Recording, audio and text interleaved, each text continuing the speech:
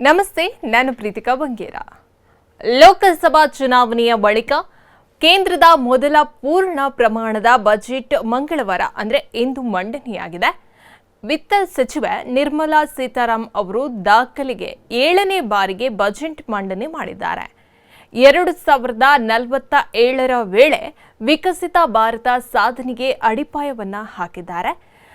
ಮಧ್ಯಮ ವರ್ಗಕ್ಕೆ ತೆರಿಗೆ ರಿಲೀಫ್, ಉದ್ಯೋಗ ಸೃಷ್ಟಿ, ಇನ್ನು ಕೃಷಿ, ಆರೋಗ್ಯ, ಮಹಿಳೆಯರಿಗೆ ಮತ್ತು ಯುವಕರಿಗೆ ಆದ್ಯತೆ, ಮೂಲಭೂತ ಸೌಕರ್ಯ ಹಾಗೂ ಆರೋಗ್ಯಕ್ಕೆ ಹೆಚ್ಚು ಒತ್ತನ್ನ ಮತ್ತು ಹಲವಾರು ನಿರೀಕ್ಷೆಗಳು ಈ ಬಜೆಟ್ ಮಂಡನೆ ವೇಳೆ ಇತ್ತು. ಇನ್ನು ಈ ಬಜೆಟ್ನಲ್ಲಿ ಏನಿದೆ ಅನ್ನೋದಾದ್ರೆ, ಮಹಿಳಾ ಕೇಂದ್ರಿತ ಕೌಶಲ್ಯ ತರಬೇತಿ ಹಾಗೂ ಮಾರುಕಟ್ಟೆ ಸ್ಥಾಪನೆ, ಅಂದರೆ ಮಹಿಳೆಯರಿಗೆ ಈ ಬಜೆಟ್ನಲ್ಲಿ ಹೆಚ್ಚಿನ ಒತ್ತನ್ನು ನೀಡಲಾಗಿದೆ. ಉದ್ಯೋಗದಲ್ಲಿ ಮಹಿಳೆಯರಿಗೆ ಭಾಗವಹಿಸುವಿಕೆಗೆ ಉತ್ತೇಜನ, ಕೈಗಾರಿಕೆಗಳ ಸಹಯೋಗದೊಂದಿಗೆ ಕೇಂದ್ರ ಸರ್ಕಾರವು ಮಹಿಳೆಯರಿಗಾಗಿ ಹಾಸ್ಟೆಲ್ ವ್ಯವಸ್ಥೆ ಹಾಗೂ ಮಕ್ಕಳ ಪೋಷಣಾ ಕೇಂದ್ರಗಳನ್ನು ಕಲ್ಪಿಸಲು ಮುಂದಾಗಿದೆ. ಮಹಿಳಾ ಕೇಂದ್ರಿತ ಕೌಶಲ್ಯ ತರಬೇತಿ ಹಾಗೂ ಮಾರುಕಟ್ಟೆಗಳಲ್ಲಿ ತೆರೆಯಲು ಕೇಂದ್ರ ಸರ್ಕಾರ ಯೋಜನೆಗಳನ್ನು ರೂಪಿಸಲಿದೆ. ಶಿಕ್ಷಣ ಹಾಗೂ ಆರೋಗ್ಯ ವ್ಯವಸ್ಥೆಗಳನ್ನು ನೀಡುವ ಮೂಲಕ ಪ್ರತಿ ವರ್ಗದ ಜನರಿಗೆ, ಅದರಲ್ಲೂ ವಿಶೇಷವಾಗಿ ಮಹಿಳೆಯರಿಗೆ ಸಾಮಾಜಿಕ ನ್ಯಾಯ ಒದಗಿಸಲು ಯೋಜನೆಗಳನ್ನು ಕೇಂದ್ರ ಘೋಷಿಸಿದೆ.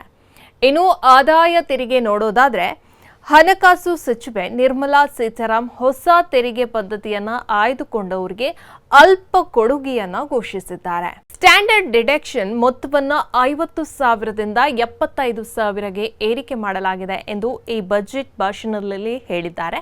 ಇದರಿಂದ 4 ಕೋಟಿ ವೇತನದಾರರು ಹಾಗೂ ಪಿಂಚಣಿದಾರರಿಗೆ ಅನುಕೂಲವಾಗಲಿದೆ ಎಂದು ತಿಳಿಸಿದ್ದಾರೆ. ಇನ್ನು ನೋಡೋದಾದ್ರೆ, ಈ ಬಜೆಟ್ನಲ್ಲಿ ಪ್ರಮುಖ ಅಂಶಗಳು ಏನಿದೆ ಅನ್ನೋದಾದ್ರೆ ನೋಡ್ತಾ ಹೋಗೋಣ.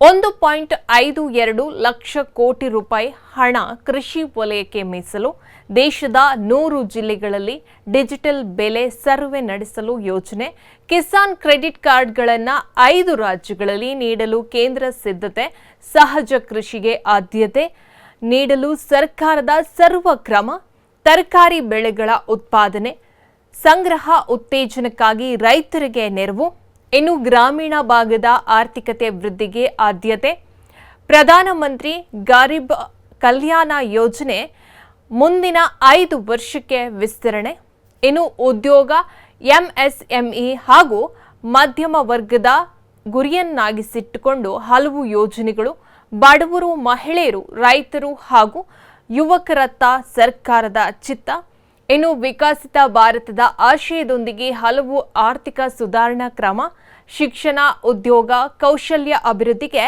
1.48 ಲಕ್ಷ ಕೋಟಿ ಮೀಸಲು.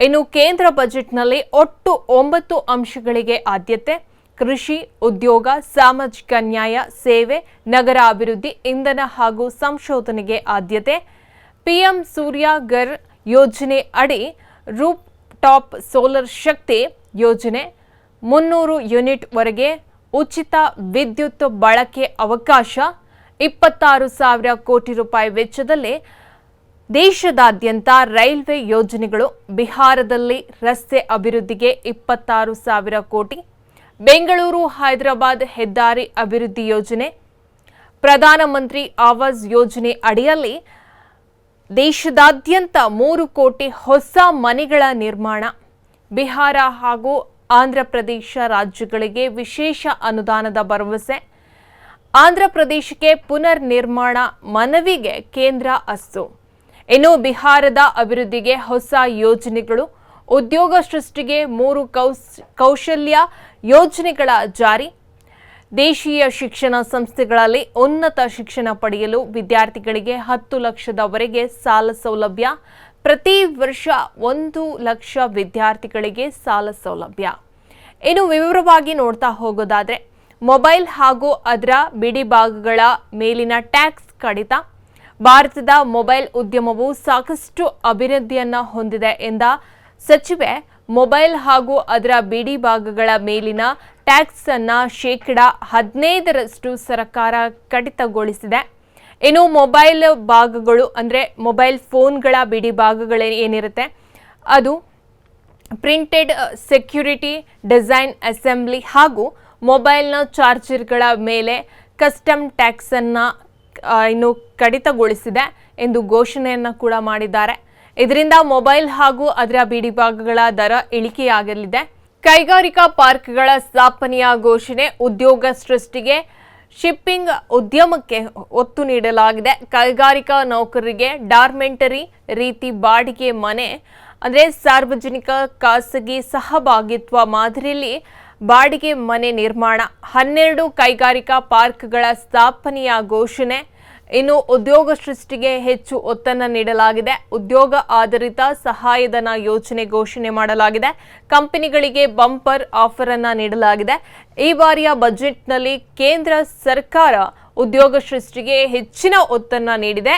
ಇದೇ ಹಿನ್ನೆಲೆಯಲ್ಲಿ ಉದ್ಯೋಗಿಗಳಿಗೆ ಮತ್ತು ಉದ್ಯೋಗದಾತರಿಗೆ ಸಂಬಂಧಿಸಿದ 3 ಉದ್ಯೋಗ ಆಧಾರಿತ ಪ್ರೋತ್ಸಾಹಧನ ಯೋಜನೆಯನ್ನ ಮಂಗಳವಾರ ಹಣಕಾಸು ಸಚಿವೆ ನಿರ್ಮಲಾ ಸೀತಾರಾಮನ್ ಘೋಷಿಸಿದ್ದಾರೆ. ಹೊಸ ಉದ್ಯೋಗಿಗಳು ಅಂದ್ರೆ ಫ್ರೆಷರ್ಗೆ 1 ತಿಂಗಳ ವೇತನ, ಉತ್ಪಾದಕ ವಲಯದಲ್ಲಿ ಉದ್ಯೋಗ ಸೃಷ್ಟಿಗೆ ಹೆಚ್ಚು ಒತ್ತು ಹಾಗೂ ಕಂಪನಿಗಳಿಗೆ ಹಣಕಾಸಿನ ನೆರವನ್ನ ನೀಡಲಾಗುವುದು ಎಂದು ಹೇಳಿದ್ದಾರೆ. ಇನ್ನು ಮೊಬೈಲ್ ಫೋನ್, ಮೊಬೈಲ್ ಚಾರ್ಜರ್ ಬೆಲೆ ಇಳಿಕೆ ಆಗಲಿದೆ. ಇನ್ಮುಂದೆ ಮೊಬೈಲ್ ಫೋನು, ಮೊಬೈಲ್ ಚಾರ್ಜರ್ಗಳ ಬೆಳೆ ಮತ್ತು ಚಿನ್ನ, ಬೆಳ್ಳಿ 6% ಕಸ್ಟಮ್ ಡ್ಯೂಟಿ ಕಡಿತ. ಕ್ಯಾನ್ಸರ್ ಔಷಧಿಯ ಬೆಲೆ ಕೂಡ ಕೊಂಚ ಇಳಿಕೆಯಾಗಲಿದೆ. ತೆರಿಗೆ ಪದ್ಧತಿ ಮತ್ತಷ್ಟು ಸರಳೀಕರಣ. ಕೇಂದ್ರ ಬಜೆಟ್ 2024 ಅಂದ್ರೆ ಇವತ್ತು ಏನು ಬಜೆಟ್ ಮಂಡನೆಯಾಗಿದೆ ಆ ಲೆಕ್ಕಾಚಾರದ ಪ್ರಕಾರ ಕಾಶಿ ವಿಶ್ವನಾಥ ದೇವಸ್ಥಾನದ ಕಾರಿಡಾರ್ ಅಭಿವೃದ್ಧಿ, ರಾಜ್ಯಗಳಿಗೆ 50 ವರ್ಷ ಬಡ್ಡಿ ರಹಿತ ಸಾಲ ಸೌಲಭ್ಯ, ಇನ್ನು ಭೂ ಅಭಿವೃದ್ಧಿ, ಮೂಲಸೌಕರ್ಯ ಅಭಿವೃದ್ಧಿಗೆ ಸಾಲ, ಕಾಶಿ ವಿಶ್ವನಾಥ ದೇವಸ್ಥಾನದ ಕಾರಿಡಾರ್ ಅಭಿವೃದ್ಧಿ, ಪ್ರವಾಸೋದ್ಯಮ ಅಭಿವೃದ್ಧಿಗೆ ಗಾಯದಲ್ಲಿ ದೇವಾಲಯ ಕಾರಿಡಾರ್, ಇನ್ನು ವಿಶ್ವದರ್ಜೆಯ ಪ್ರವಾಸಿ ತಾಣಗಳಿಗೆ ಅಭಿವೃದ್ಧಿಯ ಹೆಜ್ಜೆ. ಇನ್ನು ಬಿಹಾರದ ಅಭಿವೃದ್ಧಿಗೆ ವಿಶೇಷ ಘೋಷಣೆಯನ್ನ ಈ ಸಂದರ್ಭದಲ್ಲಿ ಮಾಡಿದ್ದಾರೆ. ಬಿಹಾರಕ್ಕೆ ಹೊಸ ವಿಮಾನ ನಿಲ್ದಾಣಗಳು, ವೈದ್ಯಕೀಯ ಸೌಲಭ್ಯಗಳು ಮತ್ತು ಕ್ರೀಡಾ ಸೌಲಭ್ಯಗಳನ್ನು ಒದಗಿಸಲಾಗುವುದು. ರಾಜ್ಯ ಹೆದ್ದಾರಿಗಳ ಅಭಿವೃದ್ಧಿಗಾಗಿ ಹೆಚ್ಚುವರಿ 26,000 ಕೋಟಿ ರೂಪಾಯಿ ಹಂಚಿಕೆ ಮಾಡಲಾಗುವುದು. ಬಿಹಾರ, ಜಾರ್ಖಂಡ್, ಪಶ್ಚಿಮ ಬಂಗಾಳ, ಒಡಿಶಾ ಮತ್ತು ಕೇಂದ್ರ ಪ್ರದೇಶದ ಸಮಗ್ರ ತ್ವರಿತ ಅಭಿವೃದ್ಧಿಗಾಗಿ ಉದ್ದೇಶವನ್ನ ಮಾಡಲಾಗುವುದು. ಪರಿಣಾಮಕಾರಿ ಯೋಜನೆಗಳನ್ನು ಕೇಂದ್ರ ಸರ್ಕಾರ ಅಭಿವೃದ್ಧಿಪಡಿಸಲಿದೆ ಎಂದು ಈ ಬಜೆಟ್ನಲ್ಲಿ ಘೋಷಣೆ ಮಾಡಿದ್ದಾರೆ. ಇನ್ನು ನೋಡೋದಾದ್ರೆ ದೇಶದ 100 ಜಿಲ್ಲೆಗಳಲ್ಲಿ ಡಿಜಿಟಲ್ ಬೆಳೆ ಸರ್ವೆ ನಡೆಸಲು ಯೋಜನೆ, ಕೃಷಿ ವಲಯಕ್ಕೆ ಬಂಪರ್ ಕೊಡುಗೆಯನ್ನ ಈ ಸಂದರ್ಭದಲ್ಲಿ ನೀಡಿದ್ದಾರೆ. ದೇಶದ 100 ಜಿಲ್ಲೆಗಳಲ್ಲಿ ಡಿಜಿಟಲ್ ಬೆಳೆ ಸರ್ವೆ ನಡೆಸಲು ಯೋಜನೆ, ಕಿಸಾನ್ ಕ್ರೆಡಿಟ್ ಕಾರ್ಡ್ಗಳನ್ನು 5 ರಾಜ್ಯಗಳಿಗೆ ನೀಡಲು ಸಿದ್ಧತೆ. ಕೇಂದ್ರ ಸರ್ಕಾರದ ಈ ಬಜೆಟ್ನ ಪ್ರಕಾರ ಕೇಂದ್ರ ಸಿದ್ಧತೆಗೆ 1.52 ಲಕ್ಷ ಕೋಟಿ ರೂಪಾಯಿ ಹಣವನ್ನು ಕೃಷಿ ವಲಯಕ್ಕೆ ಮೀಸಲಿಡಲಾಗಿದೆ. ಸಹಜ ಕೃಷಿಗೆ ಆದ್ಯತೆಯನ್ನು ನೀಡಲಾಗಿದೆ. ಸರ್ಕಾರದ ಸರ್ವಕ್ರಮ ಕೃಷಿ ಕ್ಷೇತ್ರದಲ್ಲಿ ಉತ್ಪಾದನೆಯ ಹೆಚ್ಚಳಕ್ಕೆ ಆದ್ಯತೆಯನ್ನು ನೀಡಲಾಗಿದೆ. ವಂದನೆಗಳು.